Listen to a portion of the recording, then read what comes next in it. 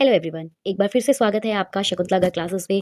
I hope you all are good और आपकी preparation अच्छी चल रही है। तो अगर आप चैनल पे न्यू है तो चैनल को सब्सक्राइब करना मत भूलिएगा और साथ ही साथ बेल आइकन जरूर प्रेस कर दीजिए ताकि आपको आने वाली हर एक वीडियो की नोटिफिकेशन मिल सके। तो देखिए, लास्ट क्लास के अंदर हमने क्या डिस्कस किया था। हमने ग्रॉस टोटल इनकम के कॉन्सेप्ट को डिस्कस किया था, जिसके अंदर बेसिकली हमने सीखा था कि ग्रॉस टोटल इनकम कैसे निकलते हैं, जिसके अंदर रेजिडेंशियल स्टेटस डिटरमाइन करने के बाद हमने देखा था कि आपको 5 हेड्स की जो इनकम है उसको सबको क्लब करना होता है, ऐड करना होता है। उसके बाद अगर कोई भी लॉसेज है उनको आपस में सेट ऑफ करना होता है, चाहे आप इंट्रा हेड करिए या इंटर हेड करिए। देन उसके बाद आप क्या करते हैं, इनकम को क्लब करते हैं और उससे आपका फिर आ जाता है जीटीआई। और जीटीआई आने के बाद फिर हम क्या करते हैं, उसके अंदर कुछ डिडक्शन जो चैप्टर 6 की एटीसी टू एटीयू डिडक्शन होती है उसको देते हैं और उसके बाद आपकी जो निकल कर आती है वो निकल कर आती है total income. Basically total income जो ये निकलती है यही आपकी टैक्सेबल इनकम होती है। इसी के ऊपर आपको टैक्स कैलकुलेट करना है। तो आज की क्लास में हम सीखेंगे कि ये जो टैक्स कैलकुलेट करना है इसके क्या स्टेप्स होते हैं, किस तरह से करना है। इसके अंदर हम पूरा एक न्यूमेरिकल एग्जांपल के साथ सीखने वाले हैं। तो प्लीज चैनल पे बने रहिएगा, वीडियो को लास्ट तक जरूर देखिएगा। तो देखो, टैक्स लायबिलिटी कैलकुलेट करने के लिए अभी हमने बात किया, सबसे पहले आपको निकालना होता है अपनी टैक्सेबल इनकम। तो टैक्सेबल इनकम हमने कहा कि जब आपकी ग्रॉस टोटल इनकम उसके अंदर से अगर आप डिडक्शन जो चैप्टर 6A की डिडक्शन है एटीसी टू एटीयू अगर वो माइनस कर देते हो तो आपकी निकल कर आती है टैक्सेबल इनकम। अब इसके बाद का स्टेप क्या होता है, इसके बाद का स्टेप होता है आपको अपनी बेसिक टैक्स निकालनी है स्लैब रेट्स को यूज करके कि आपका टैक्स एक्चुअल में कितना बन रहा है, बेसिक टैक्स कितना बन रहा है, वो हम स्लैब रेट को देखकर बनाते हैं। एक चीज और याद रखिएगा, अभी जो बच्चों का पेपर अभी अप्रैल के अंदर ही है उनके लिए असेसमेंट ईयर 2026 टू 2027 जो है वो पढ़ना है और वही हम यहाँ पर डिस्कस करेंगे। अपनी पूरी वीडियोस इसके ऊपर ही होगी, असेसमेंट ईयर 2026 से 2027 वाले पे। तो अगर मैं असेसमेंट ईयर 26 से 27 की बात करती हूँ तो उसके अंदर आपकी जो स्लैब रेट है वो यही है और आगे हम ओल्ड रिजिम न्यू रिजिम दोनों सीखने वाले हैं। बेसिकली सेकंड स्टेप आपका फिर क्या होता है कि आपको बेसिक टैक्स कैलकुलेट करना है इन स्लैब रेट्स को यूज करके, जिसके अंदर 0 से 4 lakh, 4 lakh to 8 lakh, 8 lakh to 12 lakh, 12 lakh to 16 lakh, 16 to 20, 20 to 24 and 24 lakh above. और इस तरह से आपकी रेट्स डिफाइन होती है। उसके बाद का स्टेप आपका क्या होता है, रिबेट जो है वो 87A की आपको जो है रिबेट मिलती है अगर आपकी टैक्सेबल इनकम जो है वो क्या है 12 लाख से कम है।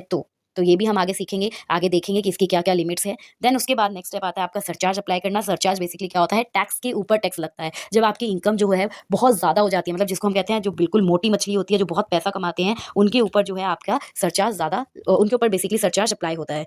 एंड देन उसके बाद लास्ट स्टेप आपका क्या आता है, वो आता है हेल्थ एंड एजुकेशन सेस। ये बिल्कुल नहीं भूलना है, जो कि आपका हमेशा 4% जो है वो लगता है। तो आपका लास्ट स्टेप में हेल्थ एंड एजुकेशन सेस हम जब अप्लाई कर देंगे, ऐड कर देंगे, तो फिर हमारे पास जो सामने आता है वो निकल कर आती है हमारी फाइनल टैक्स लाइबिलिटी, जो कि हमें गवर्नमेंट को पे करनी है, इनकम टैक्स लाइबिलिटी। तो ये सारे स्टेप्स हमें फॉलो करने हैं। तो वन बाय वन अब हम इन स्टेप्स के बारे में सीखते हैं। तो चलिए देखते हैं। सबसे पहला स्टेप तो हमारा हो गया कि हमें टैक्सेबल इनकम निकालनी है, जो हमने निकाल लिया डिडक्शन माइनस करने के बाद। उसके बाद नेक्स्ट आपका क्या आता है, स्लैब रेट्स। तो चलिए पहले स्लैब रेट्स के बारे में ही पढ़ लेते हैं कि कौन कौन सी स्लैब रेट्स है और क्या क्या उसके अंदर रेट्स दी गई है। तो देखिए, सबसे पहले अगर मैं बात करती हूँ, आपको एक चीज याद रखनी है, दो तरह की रिजिम होती है। अभी हमने बात किया ना इनकम टैक्स के अंदर स्लैब रेट्स की अगर बात करें, एक थी आपकी ओल्ड रिजिम और फिर एक आई न्यू रिजिम।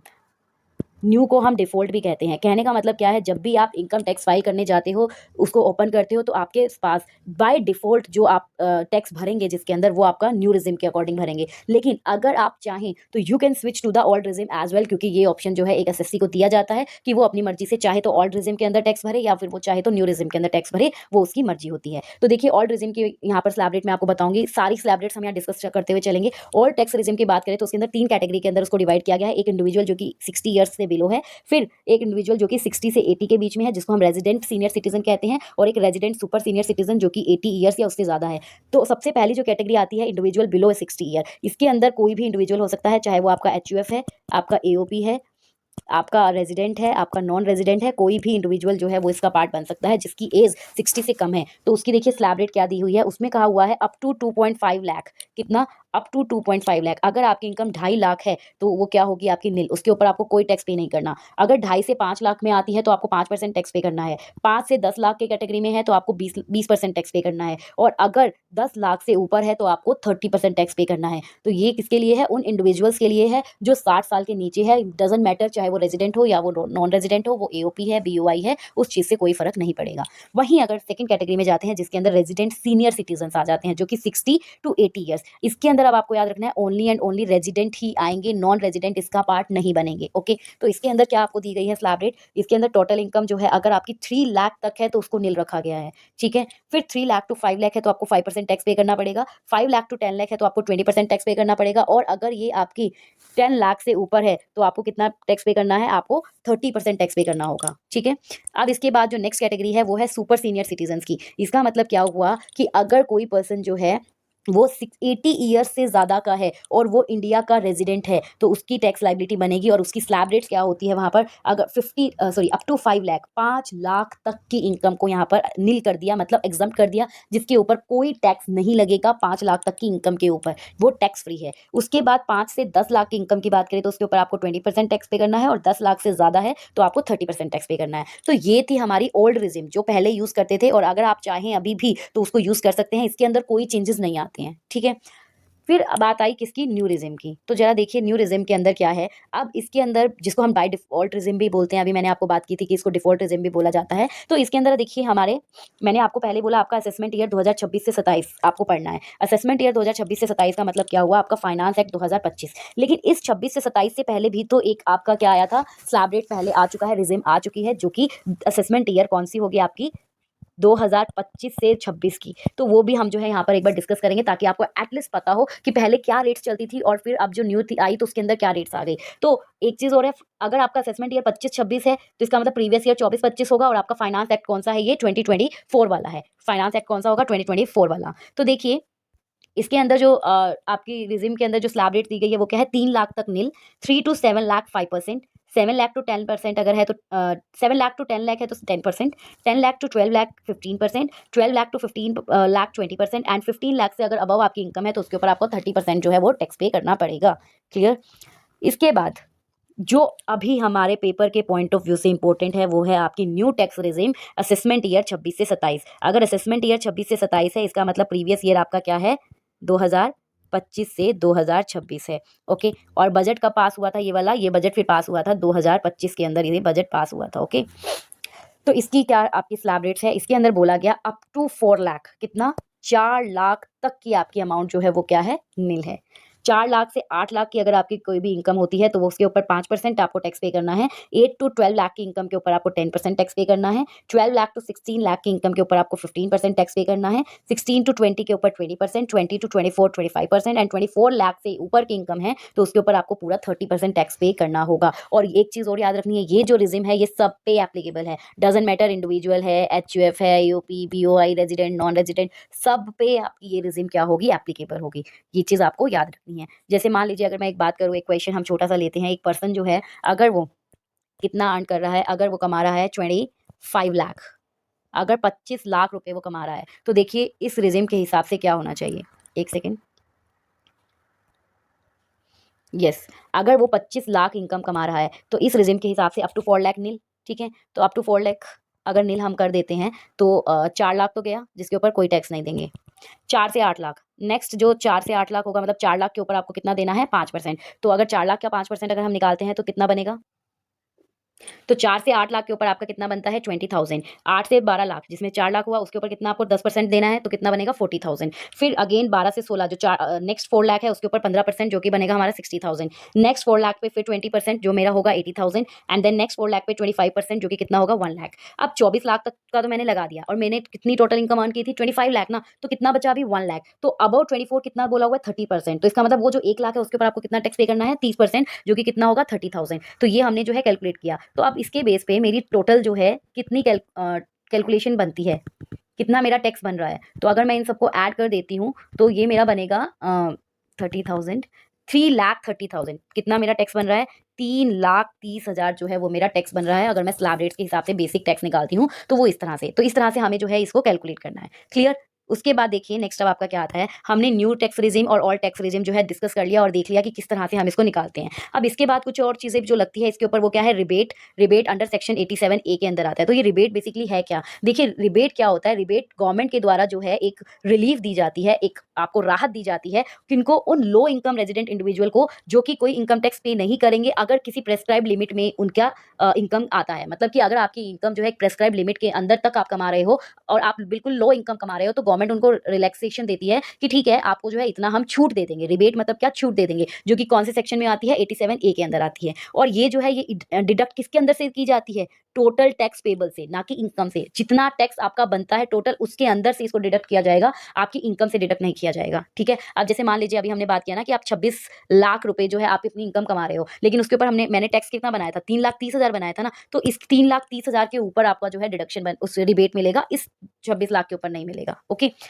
तो देखिए अब सबसे पहला क्वेश्चन आता है कि who can claim rebate. Rebate जो है मिल किसको सकती है, सिर्फ और सिर्फ रेजिडेंट इंडिविजुअल ही रिबेट ले सकता है और कोई भी पर्सन नहीं ले सकता। रेजिडेंट इंडिविजुअल की बात हो रही है, इंडिविजुअल में आपका HUF, firm, company, non resident ये कोई भी नहीं आता है, only and only individual. Okay, तो रिबेट बेसिकली अब है क्या देखिए। तो हमारी रिजीम की अभी हमने बात की, ओल्ड जैसे ओल्ड रिजीम है, न्यू रिजीम आई जिसके अंदर एक डिफॉल्ट रिजीम है, फिर एक न्यू रिजीम आई। तो उसकी इसी की तरह आपकी रिबेट को भी जो है 3 सिचुएशन में कैटेगराइज कर दिया गया है। ये 3 सिचुएशन क्या है, सबसे पहले आता है आपका अंडर न्यू डिफॉल्ट रिजीम। तो अगर हम डिफॉल्ट रिजीम की बात करते हैं तो उसके अंदर आपकी कितनी है बेटा, ये जो डिफॉल्ट रिजीम जो है ना, ये बेसिकली आपकी कौन से असेसमेंट ईयर वाली है, ये आपकी असेसमेंट ईयर 2025 से 26 वाली है। और हमें कौन सी पढ़नी है, हमें पढ़नी है असेसमेंट ईयर 2026 से 2027 वाली। बट इसके अंदर बेसिकली कितनी रिबेट दी गई थी, इसके अंदर बोला गया कोई एसएससी अगर रेजिडेंट इंडिविजुअल है और उसकी इनकम 7 लाख रुपए से कम है, उसकी टोटल इनकम की बात कर रहे हैं, टैक्सेबल इनकम की बात नहीं कर रहे, अगर उसकी टोटल इनकम 7 लाख रुपए से कम है तो उसको रिबेट मिलेगी। और कितनी मिलेगी, या तो 25,000 रुपए की डायरेक्ट रिबेट मिलेगी या फिर जितना इनकम टैक्स पेबल होगा उतनी, मतलब जितना आपका टैक्स बनता है या फिर आपको उतनी रिबेट मिलेगी। ठीक है, तो या तो मैक्सिमम 25,000 की मिलेगी या फिर जितना आपका टैक्स बनता है आपको उतनी रिबेट मिलेगी। अब जैसे कि आप देख लीजिए टोटल इनकम आपकी अगर 6,80,000 है, किसी पर्सन ने 6,80,000 रुपए कमाए, तो tax as per slab rate के हिसाब से अगर मैं टैक्स कैलकुलेट करती हूँ तो मेरा 18,000 बनता है। ठीक है, वैसे 6,80,000 रुपए कमाए तो 7 लाख से कम है, 7 लाख से कम है तो इसका मतलब उसे रिबेट मिलेगी। और रिबेट कितनी मिलेगी, मैक्सिमम 25,000 की मिलेगी, लेकिन उसकी टैक्स लाइबिलिटी ही 18,000 बन रही है, तो उसको मैक्सिमम रिबेट कितनी मिलेगी, पूरी की पूरा उसका टैक्स जो है वो फ्री हो जाएगा, उसकी लाइबिलिटी सारी खत्म हो जाएगी, तो उसको जीरो टैक्स पे करना पड़ेगा। इस तरह से हम रिबेट निकालते हैं। तो अब अगर हम, ये तो हमने असेसमेंट ईयर 2025-26 की देखी, तो अब आती है असेसमेंट ईयर 2026 से 27 जो कि हमें बेसिकली फोकस करनी है। तो इसके अंदर देखिए आपका क्या है, अगर कोई एसएससी रेजिडेंट इंडिविजुअल है तो केवल उसी को ही रिबेट मिलेगी, मैं बार बार बोल रही हूँ। और इसके अंदर कितनी जो है आपकी लिमिट दी गई, इसमें बोला गया अगर किसी एसएससी की इनकम 12 लाख से कम है, कितनी है, 12 लाख से टोटल इनकम अगर कम है या उसके इक्वल है तो उसको रिबेट मिलेगी। पहली बात तो उसको रिबेट मिलेगी, कितनी मिलेगी, मैक्सिमम उसको रिबेट मिलेगी 60,000 रुपए की। कितनी, 60,000 रुपए की, या फिर इनकम टैक्स लाइबिलिटी जितनी उसकी बनती है उसमें से जो भी कम होगा वो उसको मिलेगा। ओके, अब जैसे मान लीजिए अगर कोई एक्स पर्सन जो कि 11,90,000 रुपए कमा रहा है, कितना, 11,90,000, रिबेट के लिए टोटल इनकम कितनी बोली, 12 लाख से अगर नीचे इनकम है या उसकी इक्वल इनकम है तो रिबेट मिलेगी। इसका मतलब इसे रिबेट मिलनी चाहिए, हाँ जी, कितनी मिलनी चाहिए, या तो मैक्सिमम 60,000 रुपए, या फिर इसकी जो लाइबिलिटी बनती है वो, तो लाइबिलिटी इसकी टैक्स एज पर स्लैब अगर हम निकालें वही 0 से लेके पहले 4 लाख नील है, फिर 4 से 8 लाख जो है उसके ऊपर आपका जो है फिर 5% लगेगा। तो इस तरह से अगर मैं कैलकुलेट करती हूँ तो मेरी टैक्स लाइबिलिटी बनती है 58,000। तो यहाँ पर मैक्सिमम 60,000 मिलनी थी, लेकिन मेरी लाइबिलिटी ही 58,000 है, 58,000 है, तो मुझे पूरी की पूरी क्या मिल जाएगी, रिबेट मिल जाएगी 58,000 की। तो ये है हमारी असेसमेंट ईयर 26-27 की रिबेट। कितनी, 12 लाख से कम या 12 लाख के इक्वल अगर आपकी इनकम है तो आपको रिबेट मिलेगी। कितनी मिलेगी, मैक्सिमम 60,000, अगर टैक्स लाइबिलिटी उससे कम है तो उतनी।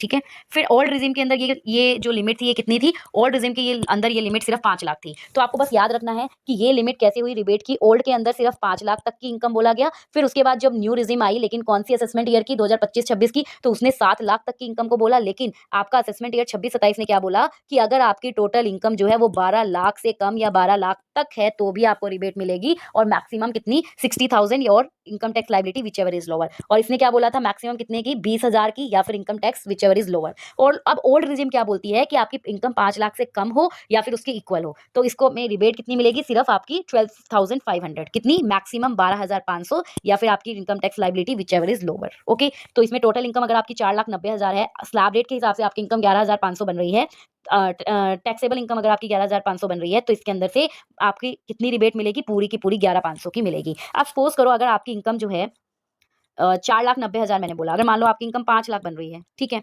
और ये 5 लाख की जो इनकम है इसके ऊपर आपकी टैक्स लाइबिलिटी जो बन रही है आपकी, वो बन रही है 13,000 की, तो आपको मैक्सिमम रिबेट कितनी मिलेगी, उस सिचुएशन में आपको सिर्फ और सिर्फ 12,500 की ही रिबेट मिलेगी, 13,000 की नहीं मिलेगी। तो ये आपका स्ट्रक्चर कुछ इस तरह से चलता है। तो रिबेट का पॉइंट क्लियर हुआ कि रिबेट तीनों रिजिम के अंदर हमने बात कर ली। ओल्ड के अंदर आपकी 5 लाख तक की इनकम या उससे कम है तो आपको रिबेट मिलेगी, और रेजिडेंट इंडिविजुअल होना चाहिए, और न्यू के अंदर आपकी फिर 7 लाख हुई, और 7 लाख के बाद फिर 12 लाख हुई, जो कि अभी रिसेंट हमने पढ़नी है।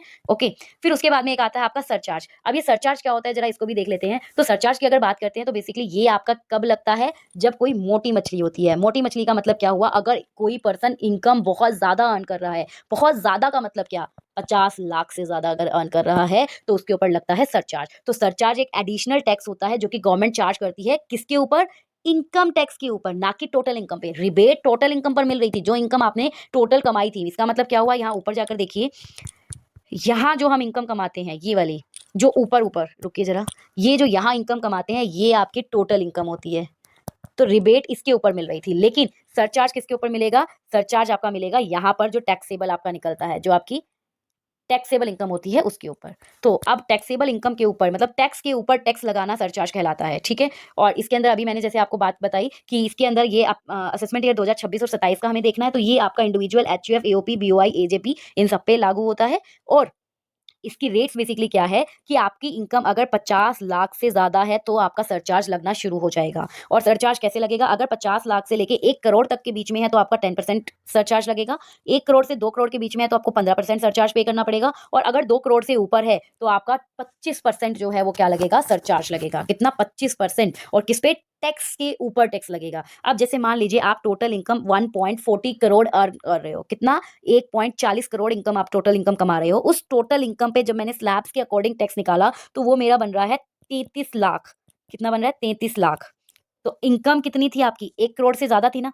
इनकम अगर 1 करोड़ से ज्यादा है तो आपका सरचार्ज किस पे लगेगा? इस 33 लाख के ऊपर। अब कितना लगेगा? 1 करोड़ से ज्यादा है तो अभी हमने देखा ना, 1 करोड़ से ज्यादा पे तो 15% लगता है। तो इसलिए यहाँ पर अब आपका कितना लग जाएगा सरचार्ज? इस 33 लाख के ऊपर 15% आएगा, जो उसको ऐड करेंगे आपका टैक्सेबल निकालने के लिए। तो आपका सरचार्ज कितना बनेगा? 4,95,000। इसका मतलब 33 लाख तो आपकी पहले ही टैक्स लाइबिलिटी बन रही थी, अब उसके अंदर 4,95,000 आपने और ऐड कर दिया सरचार्ज का। तो ये होता है आपका सरचार्ज का कॉन्सेप्ट।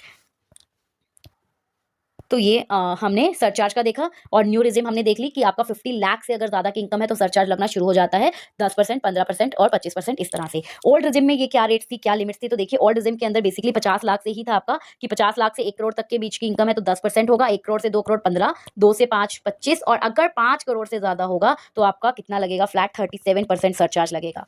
ठीक है, तो ये भी वही चीज है। मान लीजिए आपकी टोटल इनकम है 6 करोड़, 6 करोड़ है आपकी टोटल इनकम, तो सीधा सीधा बात है, मोटी मछली है आपके, टैक्स लगाना है, इसके ऊपर सरचार्ज लगाना है। मतलब टैक्स तो लगाना है, टैक्स के ऊपर टैक्स लगाना है। तो अब क्या करेंगे? इस टोटल इनकम पे आपका स्लैब रेट्स के अकॉर्डिंग टैक्स कैलकुलेट करेंगे, जो कि कितना बनेगा? 1 करोड़ 85 लाख। अब मैं बार बार नहीं बताऊंगी कि स्लैब के अकॉर्डिंग टैक्स कैसे कैलकुलेट करना है। आपको याद रखना है कि 0 से 4 लाख नील, 4 से 8 पे 5%, 8 से 12 पे 10%, इस तरह से निकालते हैं। तो आपका इनकम टैक्स बन रहा है 1 करोड़ 85 लाख। अब इनकम आपकी 5 करोड़ से ज्यादा है, और ज्यादा होने पर आपका कितना लगता है? 37% लगता है। तो इट मीन यहाँ पर 1 करोड़ 85 लाख के ऊपर, 1 करोड़ 85 लाख के ऊपर आपका 37% सरचार्ज जो है वो लगेगा, जो कि कितना बनेगा आपका? 68 लाख 45,000। इसको हम ऐड कर देंगे इस 1 करोड़ 85 लाख के ऊपर, और उससे आपका आ जाएगा क्या? टैक्सेबल जो टैक्स लाइबिलिटी है आपकी वो आ जाएगी, टैक्स लाइबिलिटी आ जाएगी।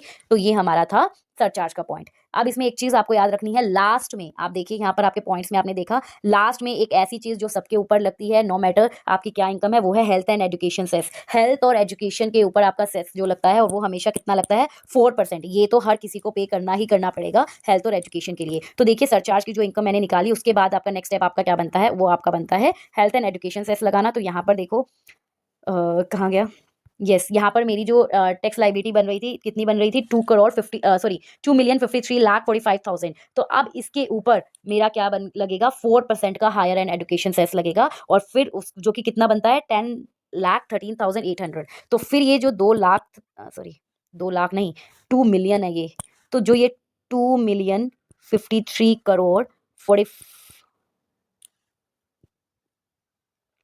2,53,45,000 जो है, उसके ऊपर आपको जो ये आपका हेल्थ एंड एजुकेशन सेस 10,13,800 बना है, तो वो आपका आप इसमें ऐड कर दोगे, और जो लास्ट में आपका आएगा वो बन जाएगा टोटल टैक्स जो आपको पे करना है। लास्ट में एक चीज जरूर याद रखनी है, टैक्स जो होता है हमेशा उसको राउंड ऑफ किया जाता है किसमें? नियरेस्ट 100 में। ये तो ऑलरेडी नियरेस्ट 100 आया। अगर मान लीजिए 8 लास्ट में 810 कुछ ऐसा होता तो भी हम उसको 800 पे जाके राउंड ऑफ करते हैं, तो नियरेस्ट 100 में जाके उसको राउंड ऑफ किया जाता है। तो ये थे सारे कॉन्सेप्ट आपके, जो कि हमने सीख लिए कि किस तरह से टोटल टैक्स लाइबिलिटी निकालते हैं। इसका एक फुल फ्लैश न्यूमेरिकल क्वेश्चन करेंगे नेक्स्ट वीडियो में। तो प्लीज चैनल पे बने रहिए, और प्लीज मुझे कमेंट सेक्शन में जरूर बताइए कि आपको नेक्स्ट वीडियो चाहिए या नहीं चाहिए। तो मिलते हैं आपसे, बाय बाय, टेक केयर।